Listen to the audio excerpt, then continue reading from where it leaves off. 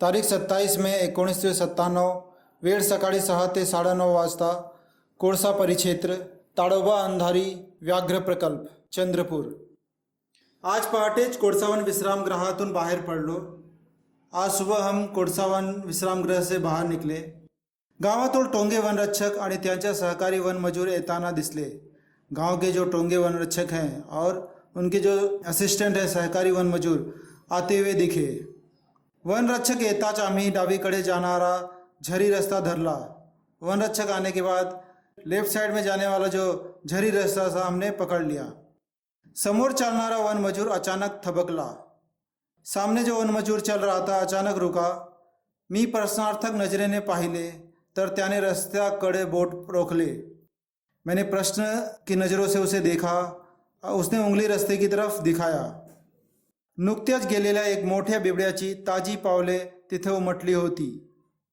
एक बड़े लेपर्ड का पाँव के निशान वहाँ पे ताज़ा ताज़ा पाँव के निशान उभरे हुए थे. हा एक नर असून आम्ही पोहोचण्याची तासाभरा आधीच इथून गेला असावा. यह एक नर था और हमारे पहुंचने से 1 घंटे पहले ही वहाँ से गुजरा था. मी चौफेर पाहिले. मैंने चारों तरफ देखा पण मला तरी काही दिसले नाही. पण मुझे कुछ भी दिखा नहीं.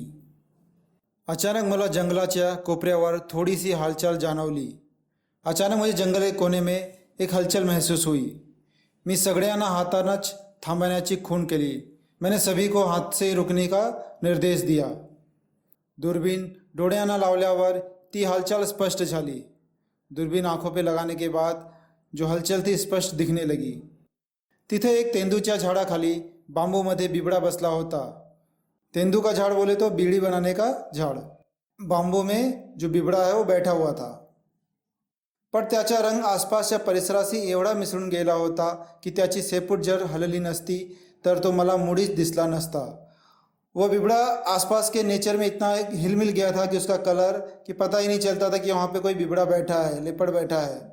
अगर उसकी पुच्छी नहीं हिली होती, शेपूट नहीं हिली होती तब पता ही नहीं चलता. त्याची पाठ आमच्याकडे होती, उसकी पीठ हमारी तरफ थी. त्यामुळे त्याने अद्याप आम्हाला पाहिले नव्हते. इसलिए उसने अभी तक हमें कुछ देखा नहीं था.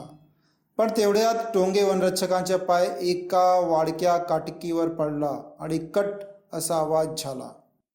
तभी जो टोंगे साहब थे जो वनरक्षक, उनका पैर एक सूखी हुई लकड़ी पर पड़ा और कट से आवाज आई. तिखट कानांच्या बिबड्यानं तो आवाज ऐकताच वळून पाहिले आणि एका झेपे तो जंगलात अदृश्य झाला. तेज कानवाला जो बिबड़ा आवाज़ सुन के मुड़ा और देखते ही देखते जंगल में अदृश्य हो गया, गायब हो गया. बिबड्याच्या निरीक्षणाची चांगली संधी हातची गेली म्हणून मी हळहळलो. बिबड़ा के निरीक्षण करने की, देखने की, सीखने की, समझने का जो अच्छा मौका था वो मेरे हाथ से चला गया. यह देख के मुझे बहुत अफसोस हुआ. टोंगे यांना शर्मिंदा झाल्यासारखे वाटले और टोंगे को भी शर्मिंदगी लगी. आम्ही लगेच पुढे निघालो. हम तुरंत आगे निकले. थोड्याच अंतरावर रायबाकडे जाणारा रस्ता उजवीकडे वळत होता. थोड़ी देर के बाद रायबाकडे जाने का जो रास्ता वो राइट साइड से था. तो रास्ता धरला आणि जंगल आणखीच दाट झाल्यासारखे वाटले. तो हमने वो रास्ता पकड़ा और जंगल जैसे जैसे अंदर जा रहे थे वैसे दाट मतलब घना होता जा रहा था, डेंस. इथे 2-3 नाले असल्याने झुडपाची दाटी जास्त जाणवते. यहाँ पे 2-3 नाले होने की वजह से जो झाड़ जो है वहाँ पे घने ज़्यादा थे. तसेच त्या जंगल आणखीच दाट झाल्यासारखे वाटले. तसेच त्या नाल्यामध्ये थोडे पाणी साचून राहत असल्याने तिथे कुठल्याही वन्य प्राणी दिसण्याची शक्यता होती. तो उस नाले में जगह जगह पानी रुके हुए थे. तो पानी की वजह से वहाँ पे जो वन्य प्राणी आने की शक्यता थी, अंदेशा था. त्यामुळे आता सावधपणे पावले टाकने आवश्यक होती. इसकी वजह से अभी हमें अपने आगे के जो कदम और सावधानी से रखने थे. कालच संध्याकाळी विश्रामगृहावर गप्पा मारताना टोंगेंनी मला त्या परिसरात 4 पिल्ले असलेल्या वाघिणीबद्दल सांगितले होते. कल शाम को ही विश्रामगृह में गप्पा मारते हुए, टाइम पास करते हुए टोंगे ने हमें बताया था कि वाघिणी अपने 4 बच्चों के साथ वहाँ पे रहती है. तेव्हापासूनच मला कधी तिथे जातो असे झाले होते. तभी से मुझे उत्सुकता थी कि मैं वहाँ पे कब जाऊँ. प्रचंड उष्णतेचे दिवस असल्याने वाघासारखे जानवर पाण्याच्या आसपासच वावरत। भीषण गर्मी होने की वजह से वाघ जैसे जो जानवर है पानी के आसपास ही घूमते हैं। तशातच लहान पिल्ले असल्याने या बाघिणीला त्यांना पाण्यापासून जास्त दूर नेणे देखील शक्य नव्हते। लेकिन लहान बच्चे, छोटे बच्चे होने की वजह से बाघिनी जो बाघिन थी उसको पानी से ज़्यादा दूर नहीं रह सकती थी। पण लहान पिल्ले असणारी बाघीण ही जंगलातले सगळ्यात धोकादायक जानवर।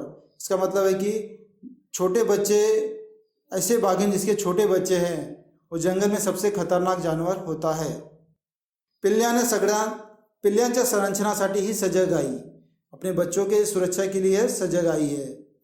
कुणाचा जीव देखील घ्यायला मागे पुढे बघत नाही और किसी की जान लेने के लिए वो आगे पीछे देखती नहीं है। त्यामुळे सुकलेल्या नाल्यात उतरताना माझ्या मनावर एक अनामिक दडपण आले होते और सूखे हुए नाले में उतरने से पहले मेरे मन में एक अनजान डर पैदा हो गया। 10-12 पावलं चाललो असू, 10-12 पैरों के कदम वहाँ पे दिखे। मला नाल्यातील ओलसर चिखलात मांजरापेक्षा मोठ्या आकाराची अनेक पावले उमटलेली दिसली।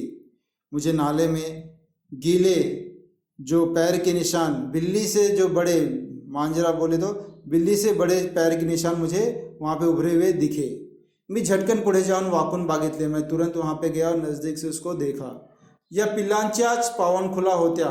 ये उन बाघिन के बच्चों का ही पैर के निशान थे।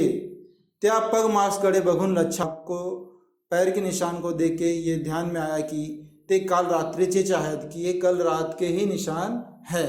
याचा अर्थ स्पष्ट होता है। इसका मतलब यह था कि बाघीण अद्याप आपल्या पिल्लांसह याच परिसरात वावरत होती। मतलब कि बाघीण अपने बच्चों के साथ इसी परिसर में घूम रही है। आता मी ते पिल्ले बघायला चांगलाच अधीर झालो होतो। अब मैं उन बच्चों को, बाघीण के बच्चों को देखने के लिए उत्साही हो गया। इथून सुमारे 100-125 पावलावर नाल्यात थोडंसं पाणी असल्याचे मला माहीतच होते। यहाँ पे 100-125 पाँव के निशान के साथ थोड़े पानी होना मुझे मालूम ही था। ही बाघीण तिथंच सापडण्याची शक्यता होती। मुझे यह अंदेशा था कि बाघीण यहीं पर मिलेगी। त्यामुळे आता तिकडे जाताना खूपच सावधगिरी बाणगण आवश्यक होते। तो लेखक ने कहा कि वहाँ जाने के लिए पूरी सावधानी बरतना जरूरी है। जमिनीवर सर्वत्र पानगळीमुळे पडलेला वाडका पाचोड़ा साचून होता। वहाँ पे जमीन में चारों ओर सूखे पत्ते झड़के फैले हुए थे। त्यावरून पाय न वाजवता जाने ही एक मोठीच कसरत होती। उस पर पैर न रखते हुए जाना एक बड़ी ही कसरत थी। पानौठा जैसा जवळ आला, पानौठा बोले तो पानी का जगह, पानौठा जैसा जवळ आला तसे माझे हृदय जोर जोरात धड़धड़ू लागले।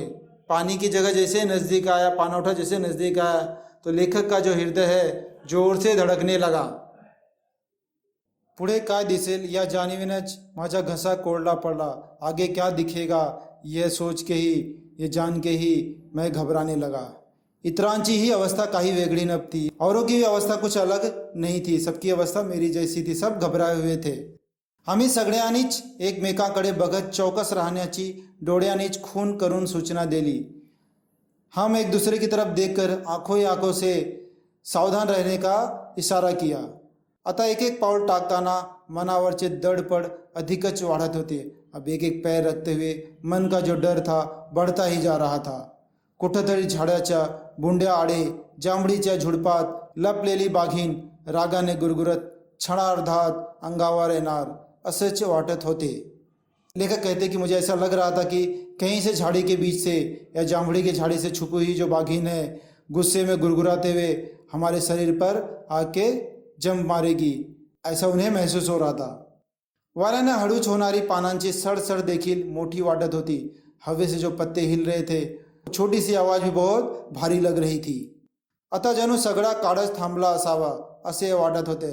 ऐसा लग रहा था समय रुक गया है। अचानक नाल्याच्या पलीकडून आलेल्या या बारीक आवाजाने मी जगीच थबकलो। आव की आवाज़, जो नाले के उस पार से बारीक आवाज़ सुनकर लेखक जगह पर ही रुक गए। माझ्या अंगावर सरसरून काटा आला। डर के मारे उनके शरीर के रोए खड़े हो गए। 1 वर्षाच्या बाघांच्या अभ्यासाने आणि अनुभवाने हे ठाऊक होता की हा बाघिणीचा आवाज आहे। 1 वर्ष के रिसर्च के अभ्यास के उनको ये मालूम हो गया था कि ये जो आवाज़ है बाघिनी की ही है.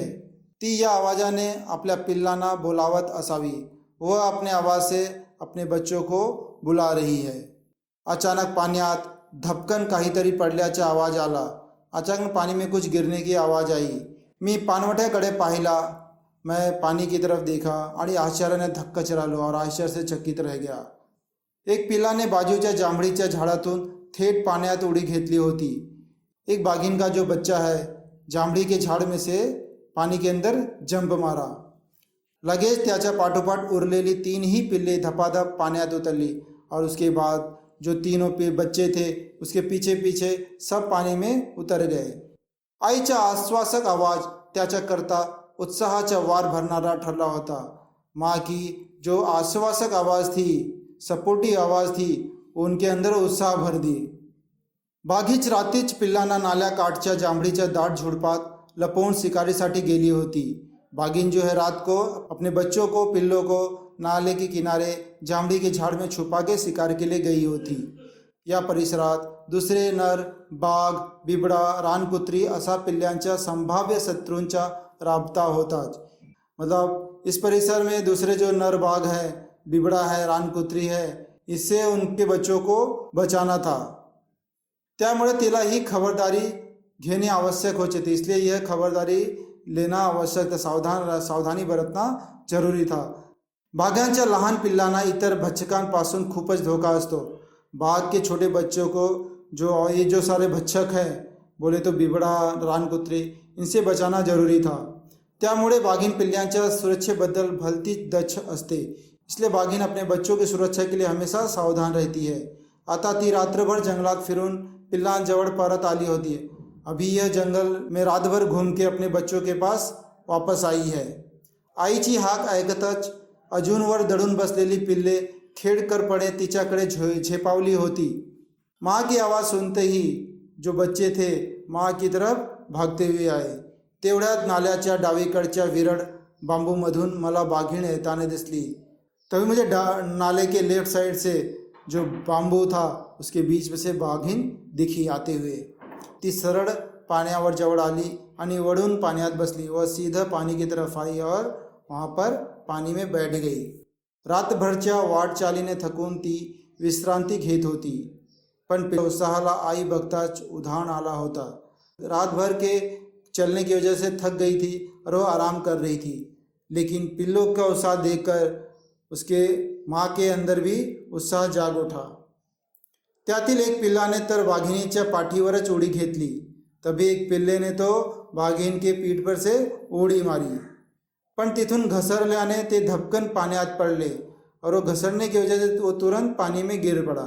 तोंडावर पाणी उडताच बाघिणीनं मंद पड़े गुरगुरून नापसंदी व्यक्त करी. मुंह पर पानी गिरते ही बाघिनी ने हल्के से गुस्साते हुए नापसंदी व्यक्त की कि मुझे ये अच्छा नहीं लगा. पण पिल्लांना त्याच्यासही काही देन घेणे नव्हते. पण बच्चों को इससे कुछ लेना देना नहीं था. माँ चिल्लाए, डांटे, कुछ भी करे. त्यांच्या आईच्या भोवती जबरदस्त दंगा धोपा सुरू झाला और उनका अपनी की माँ के साथ खूब मस्ती चालू थी. साधारण कुत्र्यापेक्षा लहान आकाराची ही 5 महीन्याची पिल्ले होती. साधारण कुत्ते की तरह ये छोटे 5 महीने के बच्चे थे. या वयात लहान मुले जैसी खेळकर असतात तशीच ही खेळकर होती. इस उम्र में जैसे छोटे बच्चे खेलते हैं, मस्ती करते, वैसे ही ये खेलते रहते थे. एकमेकांचा पाठलाग करणे, मारामारी करणे, पाण्यात उडी घेणे असे खेळ सुरू झाले. एक दूसरे का पीछा करना, मारामारी करना, पानी में उड़ी मारना, ऐसा सारा खेल उनका चालू था. मध्येच आई वळून एखाद्या पिल्ल्याला मायेने चाटत होती. बीच में जो माँ थी, बाघिनी जो थी, एक बच्चे को प्यार से चाट रही थी. थोड़ा वेळ बसल्यावर ती पटकन उभी राहिली. थोड़ी देर बैठने के बाद वह उठी. डोके वळवून तिने हळूच आव असा आवाज केला. मुंडी घुमा के उसने आव करके आवाज किया. हा पिल्लांना मागे येण्याबद्दलचा इशारा होता. ये बच्चों को आगे आने का इशारा था, आगे चलने का इशारा था. लगेच वळून ती चालायला लागली और वह तुरंत मुड़कर चलने लगी. हिने जंगलात कुठेतरी नक्कीच एखादे सांबर, रानगवा, नीलगाय, रानडुकराची शिकार साधवी असावी. इसने जरूर ही जंगल में किसी सांबर का या रानगवा भैंसे का, नीलगाय का या रानडुक्कर जंगली सुअर का शिकार किया होगा. पण अशी शिकार जड असल्याने, लेकिन ऐसे शिकार क्या होते, भारी होते हैं. ती उचलून पिल्ल्यापर्यंत आणण्यास शक्य नव्हतं और उनको उठा के अपने बच्चों के पास लाना मुश्किल है. त्यामुळे पिल्ला जवळ येऊन घटकाभर पाण्यात बसून तिने विश्रांती घेतली होती. इसलिए अपने बच्चों के पास आकर पानी में बैठकर उसने थोड़ा आराम किया आणि आता ती पिल्लांना त्या शिकारीकडे घेऊन जात होती और बाद में अपने बच्चों को लेकर वह उस शिकार के पास जा रही थी. या 4 पिल्लांसोबतच स्वतःचे पोट भरण्यासाठी तिला सतत कोणती कोणती शिकार करणे आवश्यकच होते, त्या कलेत ही चांगली पारंगत होती. इन 4 बच्चों के साथ खुद का पेट भरने के लिए, शिकार करने के लिए किस कला की ज़रूरत है, उसमें वह बहुत ही खूब तरह से निपुण थी. बाघिनीनं नाला पार करून बांबूच्या गंजीत पाय ठेवला. बाघिनी नाला पार करके बांबू पे पैर रखी. आत शिरण्याआधी तिने वळून पिल्ले सोबत येता आहेत की नाही हे पाहून घेतले. आगे बढ़ने से पहले उसने मुड़कर देखा कि बच्चे आ रहे हैं कि नहीं. 2 पिल्ले तिच्या मागोमाग निघाली होती. 2 बच्चे उसके पीछे पीछे आ रहे थे, पण दोघांना अद्याप भान नव्हता. पण 2 लोगों को इसका कुछ अंदेशा ही नहीं था कि माँ आगे जा रही है. ती पाण्यातच एकमेकांशी खेड्यात दंग झाली होती. वो पानी में एक दूसरे से खेलने में उलझे हुए थे, बिजी थे. बाघिनी ने परत त्यांना बोलावणारा आवाज काढला. बाघिनी ने फिर से उनको बुलाने के लिए आवाज निकाला. आईच्या या आवाजाबरोबर दोन्ही पिल्लांनी आपला खेळ थांबवला आणि परत सुटली. आईच्या या आवाजाबरोबर दोन्ही पिल्लांनी अपना खेल थांबवला. माँ की आवाज़ से दोनों बच्चों ने अपना खेल रोका और तुरंत ही आगे बढ़ गए. 2च मिनिटात पिल्लांना घेऊन बाघीन जंगलात दिसेनासी झाली. 2 ही मिनट में अपने बच्चों को लेकर बाघीन जंगल में गायब हो गई, अदृश्य हो गई. आज मी बाघिनीतल्या आईची एक वेगळी झलक बघितली होती. आज मैंने बाघिनी के रूप में माँ का एक अलग ही रूप देखा था. माझ्या व्याघ्र अनुभवात मोलाची भर घालणारा हा अनुभव होता. ये मेरे व्याघ्र अनुभव में सबसे अमूल्य, न भूलने वाला अनुभव था.